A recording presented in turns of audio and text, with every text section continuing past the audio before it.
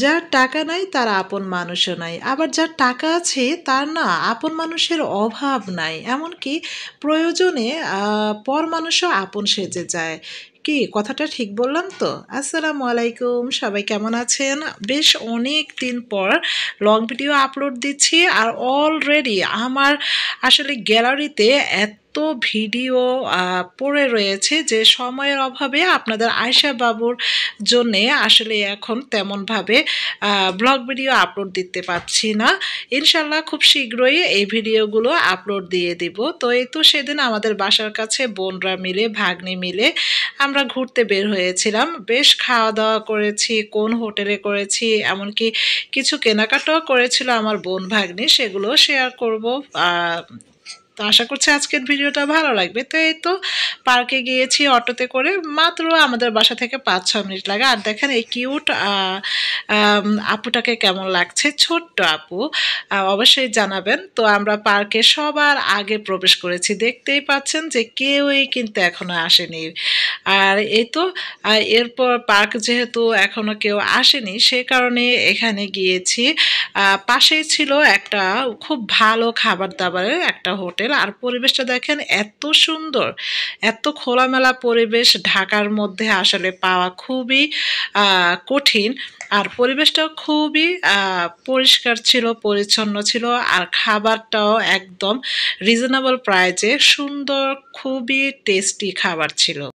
আমরা খাবার অর্ডার করেছিলাম হচ্ছে চিকেন চাপ, তারপর চিকেন টিকিয়া কাবাব, এরপর নান, রুটি, তারপর রয়েছিল বার্গার। আসলে বার্গারের ভিডিওটা শেষ টাইমে করা পসিবল হয়নি। আর খাবারগুলো এত টেস্টি ছিল, দেখতে যতটা না লোভনীয়, খেতে অনেক মজা ছিল। খাবারটা খুব আলহামদুলিল্লাহ এনজয় করেছি। অলরেডি কিন্তু আমরা বিসমিল্লাহ বলে খাওয়া শুরু করে দিয়েছি। এই তো আর খাবারের পরিমাণ এতটাই ছিল যে টেবিলে জায়গা হচ্ছিল না। এই জন্য যে টিকিয়া বার্গারটা, চিকেন টিকিয়া বার্গার, সেটা আর ভিডিও করা পসিবল হয়নি। সেটা আমাদের এই খাবারগুলো শেষে তারা সার্ভ করেছিল। আর এই রেস্টুরেন্টটা হচ্ছে ড্যামরা স্টাফ কোয়ার্টার বড় ভাঙ্গা নামে একটা এলাকা রয়েছে। এখানে খানাপিনা রেস্টুরেন্ট। আর এই রেস্টুরেন্টে কিন্তু খাবারগুলো সত্যি খুবই ভালো এবং রিজনেবল প্রাইজে পাওয়া যায়। তো খাবার দাবার শেষ করে এই তো আমরা চলে এসেছি একটা মার্কেটে। আর এই মার্কেটটা আমি আজকে প্রথম এসেছি। আর এই মার্কেটে মূলত আমার কোনো কেনাকাটার উদ্দেশ্যে যাওয়া হয়নি।